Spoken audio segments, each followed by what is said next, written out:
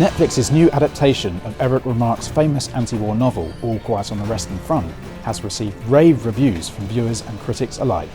The original 1929 German book was so searingly honest about the endless brutality of the First World War that it was banned by the Nazis after becoming one of the first books to be publicly burned. It is now regarded as one of the greatest anti-war novels of all time. But how accurately does director Edward Berger's new German language film depict what actually happened, and how much does it differ from the book?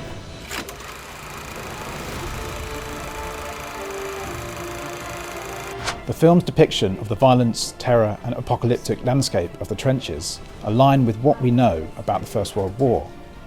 The shell craters that became death traps, the decaying bodies of the dead scattered across no man's land, and relentless bombardment of noise and violence are all ever present in the film.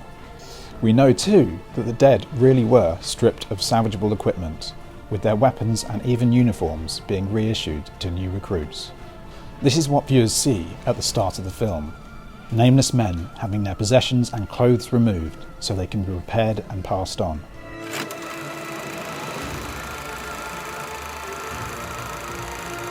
Similarly, the uniforms and kits that the actors wear and use are very accurate, although a camouflage helmet does make an appearance in 1917, even though they were not brought in until the summer of 1918. As for Remarque's distinct anti-war message, emphasising the futility of conflict as well as the trauma suffered by the men who fought, that also shines through.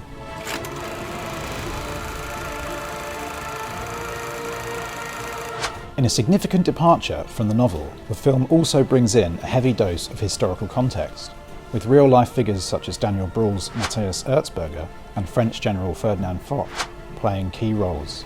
It accurately portrays how politician Erzberger led the German efforts to agree the harsh armistice that ended the war in 1918, but left many Germans upset at the way their country had been blamed entirely for the conflict. It was this factor that contributed heavily to Hitler's rise to power in 1933, with a message that stressed how Germany had allegedly been wronged by the Allies. Erzberger would ultimately be assassinated by an ultra-nationalist group in 1921 for his role in the perceived treachery.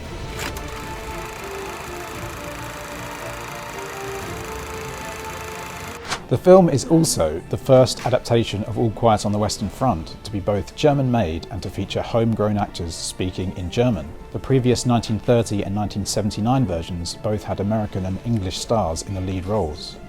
However, the film does depart significantly from the novel's plot and timings. The film's depiction of the armistice negotiations and the political and military figures who were involved does not feature at all in the book, which focuses entirely on Baumer and his comrades.